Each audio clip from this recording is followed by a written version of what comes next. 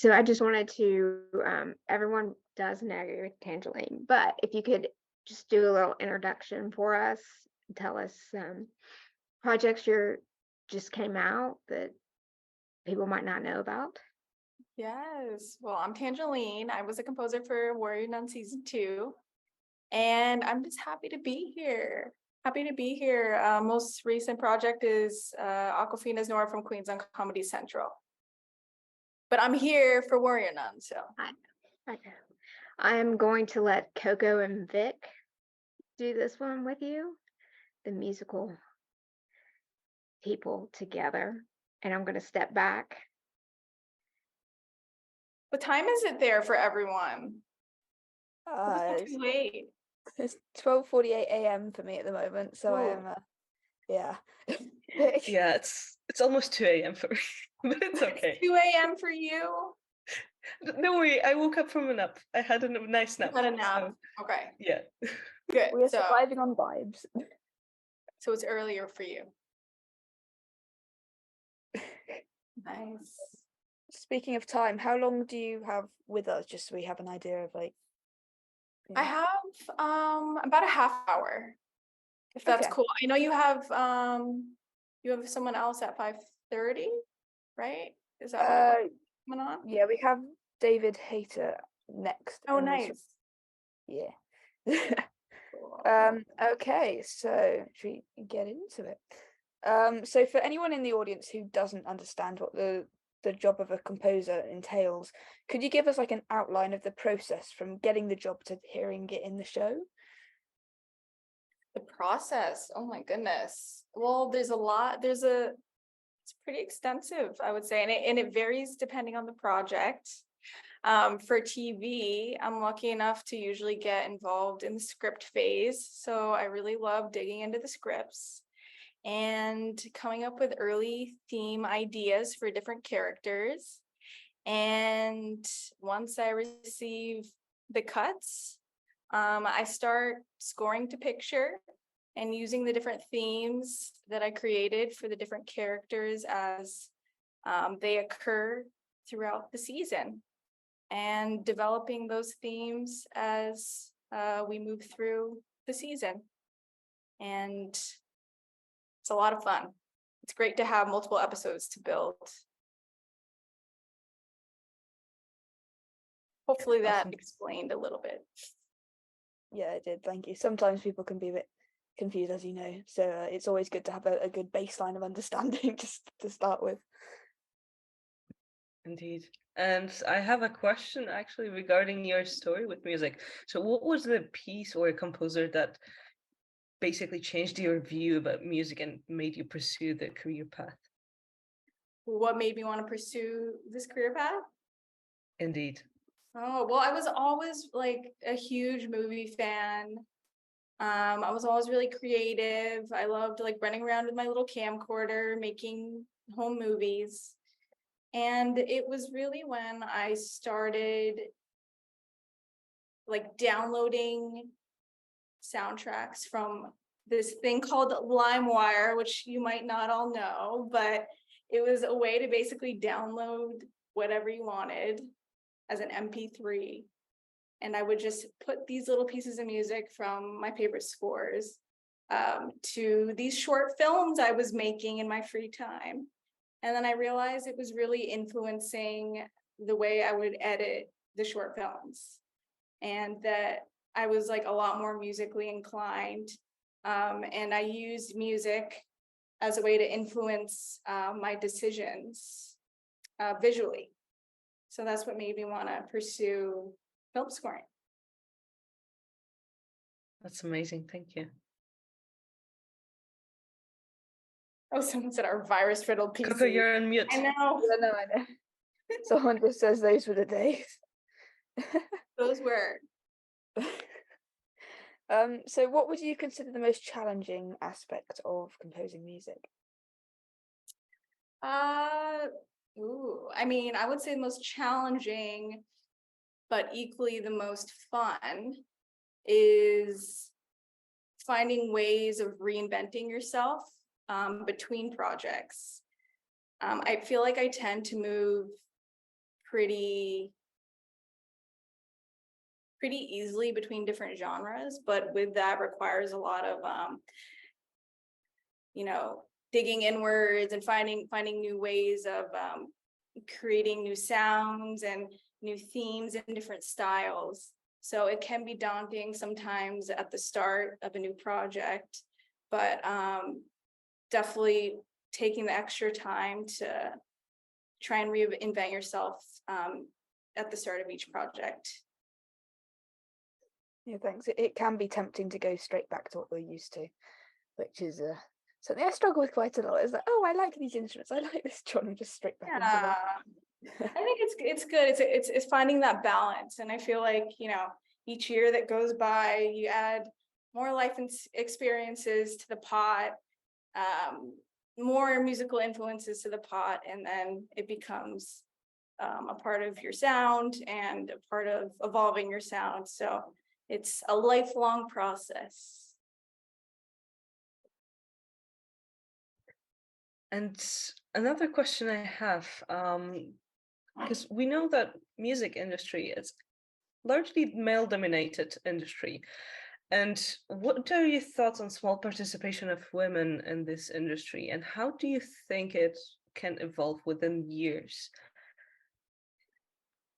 Yeah, I mean, even when I first started in the industry, it was an even lower percentage of women. So I am happy to at least see the start of a change.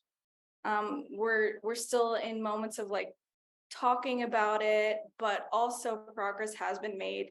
A lot more of my friends are getting more TV shows and films. I still feel like there needs to be a lot more women doing more films, getting hired for more theatrical released films. But I do see progress being made, and I think we just need to keep lifting each other up and being in more spaces, helping each other be in more spaces where our talents can be recognized and where we can be in the faces of the decision makers who can get us hired. But I do feel like we're on like a good path. Yeah, I mean, even looking at you, you're being such a huge inspiration for many young women who are interested in music. Myself, when I started classical composition, I was thinking, oh gosh, how am I supposed to do it as a woman, right? So yeah, thank you. Oh, well, thank you for saying that. Talking on the jazz of the industry, it was fairly recently announced that the new iPads will have access to some form of Logic Pro. I think it's a slightly less version than the laptops. I'm not entirely sure, to be honest. How do you think that'll affect the industry and like people trying to learn to make music with that kind of thing? Well, I feel like any tool that's going to help us be able to take a step away from our desks is always something good. I'm always finding myself wanting to step away from my studio, or maybe get the chance to take a little trip, or go to another country and be able to still compose wherever I want. So I think it's great. I see it more as accessibility and getting the chance to write anywhere and not just the studio. And I think that's great because more chances to absorb new experiences and to be in new environments, and that only adds to better music. Yeah, I think my dad's super excited about it because he's always been using GarageBand on his very old iPad, and he's like, one day when I get an upgrade, I shall have it all. Yeah, I mean, that sounds great. And is it going to be all the same features? Do we know? I've seen some photos that are like of some of the plugins like EQ and reverb, chroma reverb, and that kind of thing, but I'm not sure if it's going to be everything. I haven't read the entire full articles on it, but it does look like it's more than just like it's a step above a GarageBand at any rate, which is very exciting. Yeah, I think that's great. Pocket Studios. Woo. Yeah, I mean, myself working in GarageBand, I I can't wait for Logic Pro to be in iPads. But yeah, also there's a thing that after the pandemic, we can notice a lot of people getting recognition, young musicians, via social media. And the question I have regarding that, do you think being active on social media is considered as a must nowadays?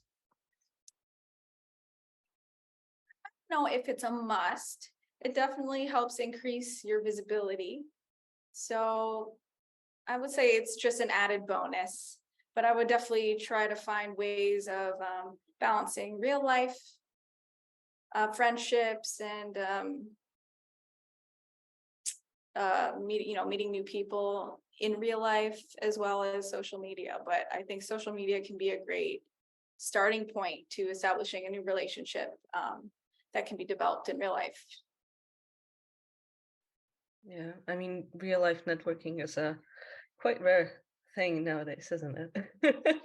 It is rare, but you can definitely use social media as a starting point to establishing like relationships you might not have otherwise been able to make in real life.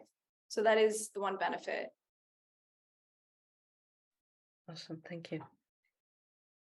Yeah, I think I saw recently there was someone I've been following for quite a while on social media. She had like very, very few followers. Now suddenly she's playing at Glastonbury, and like, oh, so that's very exciting for her. But it's like the power of the algorithm, huh? It's great. Yeah. So back to Warrior Nun now. What this is a fan question. So what is your favorite part of Warrior Nun?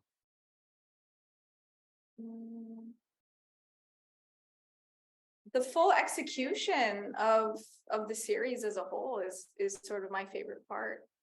The performances are incredible, the writing's incredible, the directing is incredible, and I just love how everything seamlessly works together as one, and just gives us the chance to step out of our busy lives and delve into this world that Simon's created for us. So I would just say the whole experience of enjoying Warrior Nun and being influenced and affected by all the characters is my favorite part. I think that's really nice. The show does like rely on itself in so many different areas that makes no sense, but like all the all the people that we've like talked to have had so much fun working on the show, and I think that's really reflected in the show itself, with it all relying on itself that kind of way. Definitely. And since we're on the topic of the shows, you've recently released the score for Aquafina or from Queens. Would you care to talk more about it? How was the process of creating that? Well, the process was fun. I mean, I would say the one thing that differs between Nora from Queens and Warrior Nun is, for Warrior Nun, it was one long sort of building of a world and a couple worlds. But for Aquafina's Nora from Queens, every episode was sort of a different world in a way. It's a comedy series, and the characters go through their own kind of transformative experiences in season 3, but every episode is different. There's one that's Nora basically is in a reality show, so the whole episode is reality TV style music, so I had to write that kind of music for one episode. And then another episode, they're in Iceland, so I'm doing a bit more Icelandic style music and some zithers and harps and guitars, and also some magical elements because there's an elf who's doing some funny magical things. And building that world in that episode was fun, as well as finding ways of still leaning into the comedy. So that would be the difference with Nora from Queens, is building new worlds for every episode and staying on my feet and switching between different genres. It sounds like a very nice project to work on, especially development-wise. Like, you've probably had to do quite a research on, let's say, Icelandic music, which sounds really cool. That's amazing. It was a lot, definitely a lot of fun. I can imagine. And actually, if there could be a world with Warrior Nun and Nora from Queens crossover, what would it sound like? Oh, wow. It's a tough one, I know. That's a tough one. I mean, I definitely feel like it would be interesting if like the orchestral elements of Warrior Nun could be played on more contemporary instruments. I would say that would be the crossover. It would be instead of strings, maybe it would be toy synthesizers. Maybe instead of harps, it would be just electric guitar. Although I did use a little electric guitar in Warrior Nun, but it would be played in more of a like songwriter style. That's a nice one. Thank you. Yeah. So back to a more broad question. So what is the favorite part of your job? Favorite part of my job. I would say the moment when I'm writing and I've been working on an idea or a theme or a chord progression, and then it finally just clicks and it feels almost like synergy and everything's just feeling really magical in that moment when an idea just comes together and I'm feeling a strong connection to it. I love how you did that, and I feel that's How that's it feels. that's a fairly good example of it. Yeah. Great, thank you. It was the perfect way to describe the feeling. Like meditation. It's like when you're Exactly. reminding me to do more meditation, but when you're meditating, and then you're finally like not thinking of all those external thoughts. Do you know what I mean? When finally it clicks and you're tapped in and you're really focused on that moment. I feel like that's the thing about music is it's all about that moment. You're not in the past, you're not in the present, you're not in this other place with external thoughts. You're just you're tapping into the moment and when things feel good. You get the zen, right? Yeah. And you play a lot of instruments, and people are wondering, what is the most obscure instrument you can play? Most obscure instrument.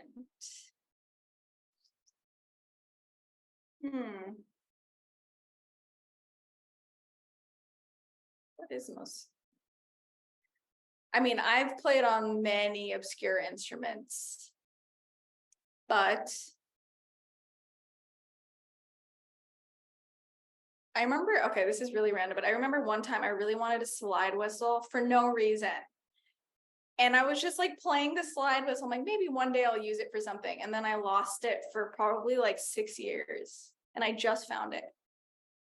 So maybe the slide whistle, mainly because I have no idea where that would fit. This is an amazing one. and a cool story to that as well. It would have to probably be comedy, unless it's drenched in like a lot of reverb and it sounds like it's coming from a cave or something. Nice. That could be used as this, indeed. My new sound. Okay, so a bit of a game here. I know that we've only got about 10 minutes left. So if all of the Warrior Nun characters were composers, how do you think their music would sound? Oh no. Oh no. Okay, well, Beatrice would be amazing. She would be the maestro, of course. Or the concert master. No, I'm sorry. Adriel's the concert master. Violinist. Ava is. Oh wait, we're talking about how would their music sound, right? Yeah, so how would they compose their music? Okay. How would it sound when they've written it? Okay. Ava.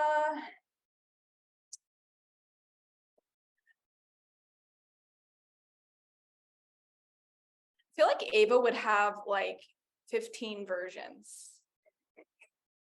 And like Of her- all named final as well. Yes. No, it would be like final. Yeah. Final. Final one, final two. But it would, yes, but it would all feel really fun and heartwarming. Lilith's music would be very like dark and introspective, but it would be very confident because she has a lot to prove. Mother Superior. Mother Superior. I feel like she would have a more minimal score, but all her instruments would all of her instruments would have the perfect place in the piece. Like everything would be very intentional. Like if she was going to have a clarinet solo, it would be just the best clarinet solo ever. And I don't know, what do you both think about the rest of our characters? I think Beatrice would write on Sibelius. Like, or Really? just like a notation software. Like we're all just, oh, you know what? No, by hand, piece of paper. Yeah, by hand. On a rock. I feel like Adriel could be Vivaldi Summer. Yeah, Storm. that It sounds really fits. Back to the devil's instrument. Yeah. It's all the violin bits. Yeah. Oh. What about Vincent though? Like, I don't know for Vincent. I feel like Vincent would just have like a saxophone solo, just the entire thing. Careless whisper. I just hope he's not like composing it in a bar. I hope that it's nothing like that. I feel like he might compose it in his head in the bar. Have a good idea about that, and then just go home and write it down. Oh. That's always fun to think about. Exactly. And Tangelene, do you have any upcoming projects that you're excited to tell us about, or that you can tell us about? I unfortunately can't talk about anything I'm working on, but you know, like my other projects, I'm always switching between different genres, which I love to do, and it's definitely solidifying this idea that I want to keep, you know, working in different genres and not sticking to one in particular genre. And talking about genres, just a follow-up question from the chat. Is there a direction you would like to explore for your sound palettes going forwards? Sorry, can you repeat the end of that? Yeah, sorry. Is there a direction you would like to explore for your sound palettes going forward? For my sound, like my sound in general? Yeah. I think it completely depends on the characters and the scripts and the journeys of the characters that always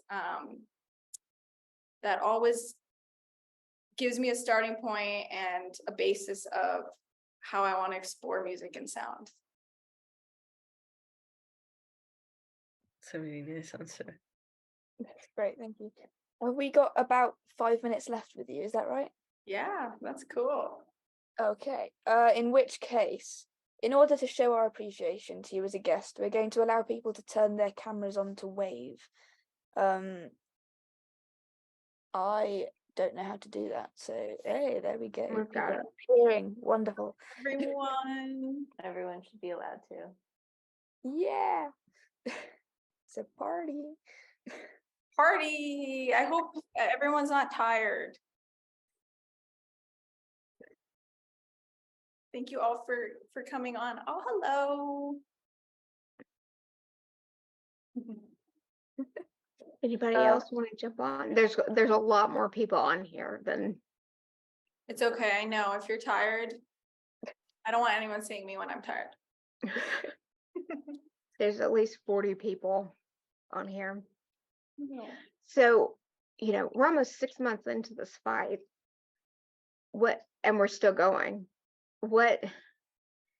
And you're still here with us. So thank you so much for Oh, my joining us pleasure. again. All of you. Any message you want to send out to the fandom? Keep your hope alive. As always, I appreciate you all. I love you all, and our shared love for Warrior Nun is still alive. So just want to send my appreciation as always. We need to hear what you have in store next for it. So we're still fighting. Yes. Yeah. And Thank you before so we let much. you go, Tangelene, just a quick question. If the schedule allows and, the time allows, would you be keen on coming back to season 3 as a composer? Oh, I have a deep connection to the show, so I would always be honored. So the answer is yes. It's great to hear that. There was going to be issues if you said no. Just saying. Yeah, of course. Of course there was gonna be issues. So I couldn't say it. Yeah, I don't know what to tell you guys. I'm just not really feeling it. Like,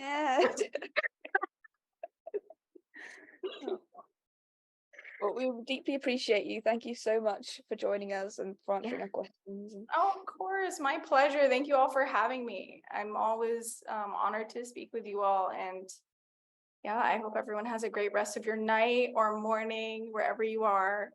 Yeah. And keep killing it in life, and you're all the best. Thank you. Have a good day. Thank you.